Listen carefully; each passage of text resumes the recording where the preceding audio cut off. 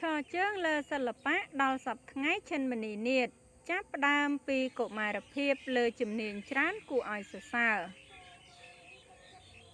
ចាំបើលើកយកពីរឿងរ៉ាវឯកជនរបស់តារាស្រីឈិនមនីនាថភរិយារបស់នាយព្រែកមកនិយាយ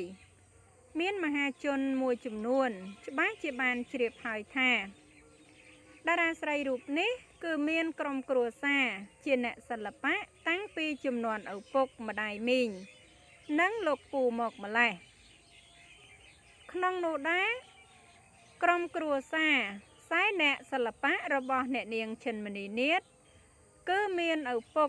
និងម្ដាយមីង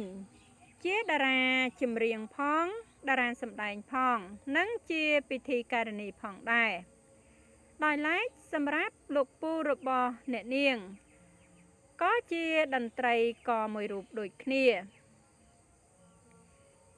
ងាកមកកាន់កញ្ញាឈិនមនីនាថវិញបើគិតមកដល់ពេលនេះបើទោះជាអ្នកនាងមានវ័យល្បាក់ជាង20ឆ្នាំក៏ពិតមែនប៉ុន្តែអ្នកនាងឈិនមនីនាថបានប្រឡូកលើវិថីសិល្បៈរយៈពេល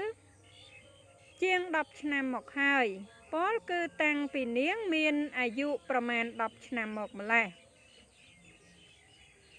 ជាស្ដែងបើតាមតារាជើងចាស់លោកឈិនកុសលជាឪពុកឈិនមនីនាថបានឲ្យដឹងថាឈិនមនីនាថស្រឡាញ់សិល្បៈតាំងពីទូច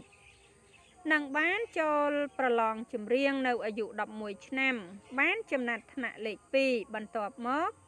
តារាស្រីរូបនេះក៏បានបន្តជំនាញសិល្បៈដូចជាការហាត់របាំនិងបោះជំហានរហូតមកដល់សព្វថ្ងៃនេះចា៎ហើយអត្ថបទព័ត៌មានដែលនាងខ្ញុំជម្រាបជូនខាងលើនេះចា៎គឺមានតែប៉ុណ្ណឹងចា៎សូមអរគុណសូមជម្រាបលា